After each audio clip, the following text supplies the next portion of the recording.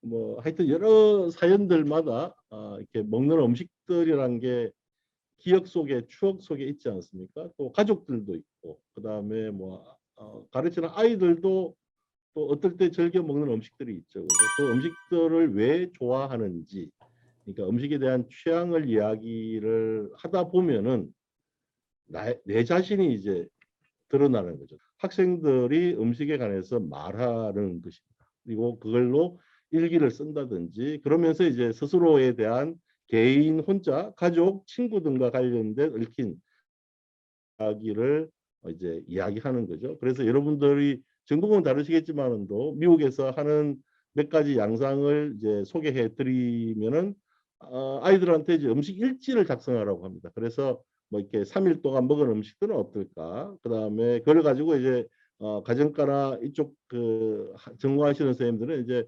영양의 섭취의 변화 혹은 뭐 이렇게 사회과 하시는 선생님들은 사회적 맥락이 어디에 있다라고 하는 걸 이야기를 해주게 됩니다. 가령 아보카도가 요새 인기인데 아보카도 가지고 자기가 경험한 이야기들을 아이들이 하면은 아보카도가 어디서 왔을까?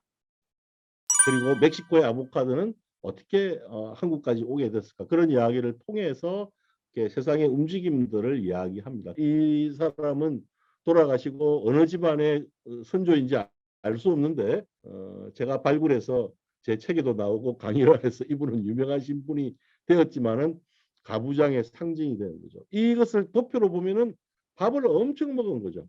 옛날 분들이 밥을 엄청 먹고 그 다음에 국이 반드시 필요하고 밥하고 국을 빨리 먹고 싶다 그러면은 국에다가 밥을 말아서 먹는 국밥입니다. 국밥은 맥도날드 햄버거와 똑같이 패스트푸드라고 볼 수 있죠. 그리고 밥하고 반찬을 빨리 먹고 싶으면 밥하고 반찬을 섞어서 비벼버리면 비빔밥이 됩니다. 그래서 조선시대 때 주막이나 빨리 먹을 때는 비빔밥이나 국밥을 먹는 거고요.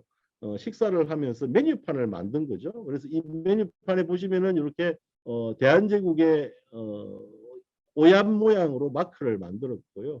여기고 이제 식단이라고 한자가 오른쪽에 식단이라고 있고 열구자탕이 있고 이 신설로입니다. 그다음에 골동면이라고 한자가 있습니다. 그러니까 이제 이렇게 해서 요걸 같이 고종 황제가 앨리스 루즈벨트 미국인 대통령에 따라고 먹었던 거고요. 그 뒷면에 메뉴 뒷면에 이렇게 영어로 쓰라는데 이걸 보면은 이제 앨리스가 뭐라고 쓰냐면은 조선의 대한제국의 황제하고 밥을 먹었는데 황제가 처음으로 외국인 여성과 자기하고 식사를 했단다라고 이제 쓴 걸 가지고 이 메뉴판을 들고 귀국을 했어요. 그리고 이제 맨하튼 북쪽에 있는 미국 뉴욕 공공도서관에다가 기증을 해가지고요.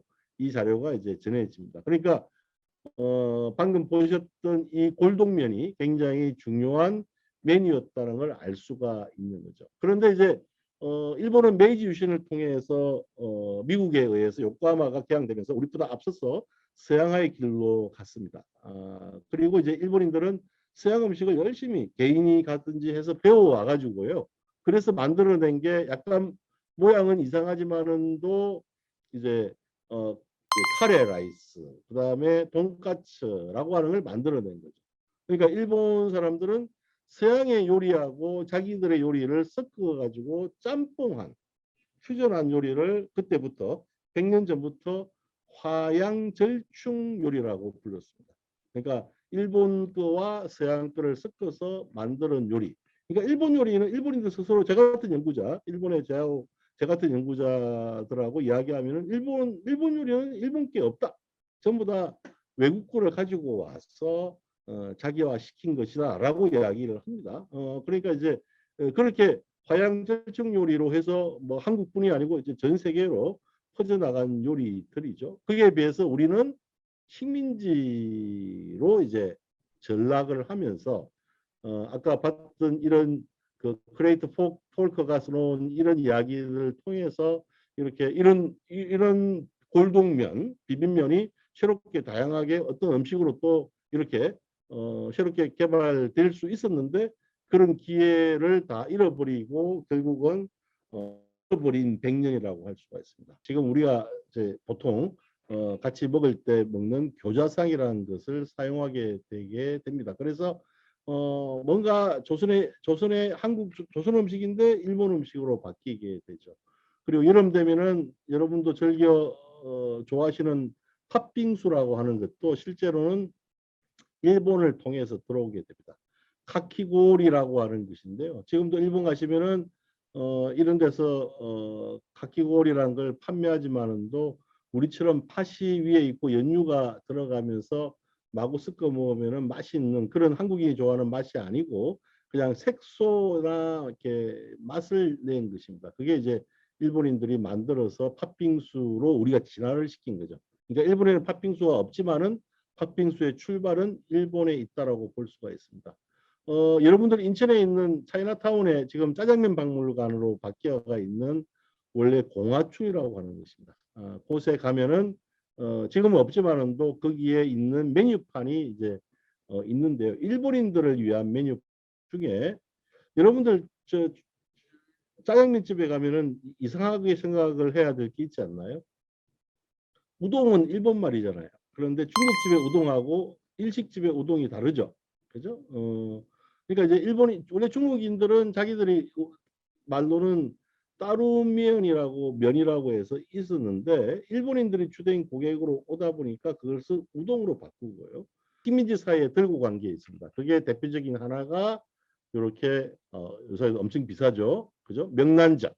명란젓인데 빨간 고춧가루로 빨간색을 싹 입힌 겁니다. 이거는 일본식 명란젓입니다. 지금 우리가 먹고 있는 것은 일본식 명란젓인데요. 명란젓의 유통을 하고 시장을 장악하고 있던 사람들이 부산에 있던 일본인 상인들입니다. 이 사람들이 패전하고 자기 나라로 돌아가면서 큐슈에 후쿠오카라는 도시가 있죠. 후쿠오카 돌아가면서 후쿠오카에다가 명란젓을 그 해방되기 전에도 수출했기 때문에 지금 후쿠오카에 가면은 100여 개의 명란젓 가게가 있고요. 번데기에 들어가는 간장도 조선 간장이 아니고 양조 간장, 일본식 간장입니다. 저도 어릴 때 많이 먹어가지고 추억이 있는데 이게 대용식으로 개발되었고 실제로 다시 퍼진 것은 1960년 중반에 다시 박정희 정부가 똑같이 뽕나무 많이 씹어서 누에치기를 강조합니다. 그래서 이제 누에를 많이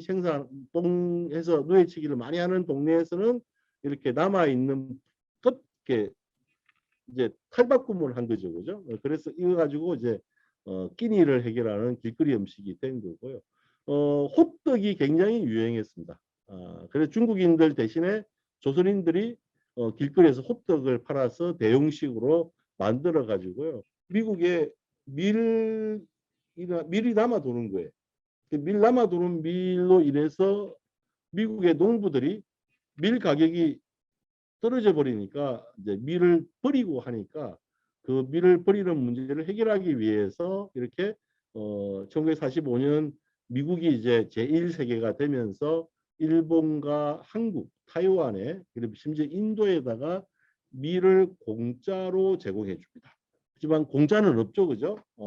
군사 주둔을 하는 걸로 해서 그래서 그걸 PL480이라고 해서 우리만 이런 게 이렇게 밀가루에서 미군이 죽으라고 해서 있는 게 아니고 타이완도 있고 일본도 있습니다. 일본도 있는데 다행스러운 것은 일본한테는 어떻게 했냐면은 자기들 밀로 학교의 급식에서 미국서 받은 밀로 반드시 일주일에 한 번은 그 미국산 밀로 만든 음식을 급식으로 제공하라고 하는 협정을 맺습니다. 그래서 일본인들의 국수에 대한 선호가 우리보다 훨씬 많이 간 거죠. 우리는 60년대 후반부터 70년대에 서울과 인천 몇 군데에 모범 학교를 만들어 가지고 1년에 한 번씩 미국 대사가 자기들이 준 식빵하고 빵 잘 먹는지를 이제 검사를 나온 적은 있지만은 강제하지는 않았습니다. 우리가 급식을 할 만큼의 사항은 아니었던 거죠.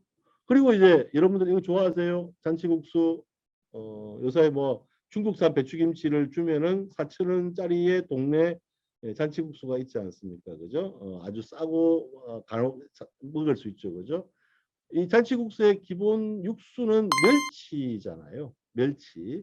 아까 보여드렸던 요 대용식에 번데기만 있는 게 아니고 멸치를 먹자라고 했습니다. 멸치를 잡으려면은 석유로 움직이는 배가 있어야 되고요. 그 다음에 건물이 튼튼한 건물이 있어야 되는데 나이론이 들어오기 전까지는 조선 사람들은 무명실을 가지고 건물을 만들었으니 이 떼로 몰려다니는 멸치 떼를 낚시할 수가 없었습니다. 그래서 간혹 자주 강릉 경포대 같은 데 이렇게 멸치떼가 방향을 잘못 잡아서 백사장을 올라와 가지고 아침에 눈 뜨고 갔더니 멸치가 있었는데 그걸 먹는 거라고 생각하지 않고 아 저게 지방질이 많으니까 저걸 싹 섞였더니 비료가 돼 비료. 비료로 쓴 거예요. 그리고 여기 오른쪽에 있는 것은 1931년 5월 8일자에 나온 동아일보에 나온 멸치를 조선시대 때는 가마니를 섬이라고 불러 섬에다가 해가지고 이걸 비료로 유통을 시켰던 거예요. 그러니까 식민지 일제강점기 때는 조선 사람들 중에서 멸치를 먹은 사람은 별로 없었죠. 그런데 이제 일본인들이 남해안에서 멸치를 잡아가지고 가공해서 말려서 자기들 나라로 다 들고 간 거예요. 그러다가 이제 1960년 해방되고 나서도 우리가 수출을 했거든요. 그러다가 1960년대가 되면서 일본인들이 우리 거를 한국 거를 멸치를 수입을 훨씬 적게 해갔어요. 그래서 이제 멸치 생산은 많고 소비는 해야 될 거 아니에요. 그죠? 그래서 이제 캠페인이 벌어집니다. 남쪽에서부터 시작 캠페인이 벌어지는데 가장 좋은 것은 학교 도시락에 멸치 반찬을 싸가자. 그리고 압축 성장을 하면서 고기를 먹게 되죠. 그래서 이제 고깃집이 생기고요. 살코기로 만든 롯데 살로만 이런 햄이 나옵니다. 빨간 분홍빛 소시지 기억나십니까? 그것은 고기가 들어간 게 아니고 어묵입니다. 어묵 밀가루하고 생선을 가지고 어묵을 색깔을 입힌 소시지라고 한 겁니다. 문방구 앞에서 사 먹었던 소시지 기억나시죠? 지금도 요새도 분홍빛 소시지, 빨간 소시지의 추억을 되살리고 있는데 그건 진짜로 소시지나 햄이 아니었던 거죠. 그러다가 이제 80년 들어와서 우리가 잘 살게 되면서 이제 먹게 되어서 삼겹살까지 왔습니다. 미국식 프랜차이즈가 들어오면서 한국 음식점도 다 프랜차이즈가 된 거죠. 그래서 이렇게 줌으로 약속만 했으면은 여러분들이 각자 동네에 있는 가시고 저도 가서 같이 먹으면은 똑같은 맛의 감자탕을 전국 어디서든지 이렇게 비대면으로 즐길 수 있는 시대가 된 것은 불행한 겁니다.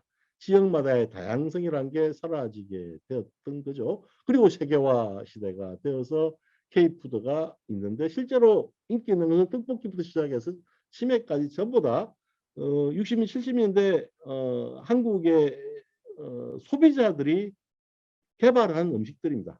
식품회사가 먼저 나섰지만은도 K푸드라는 것은 일종의 한국 사회가 수용한 사회문화적 혼종성에서 온 것입니다.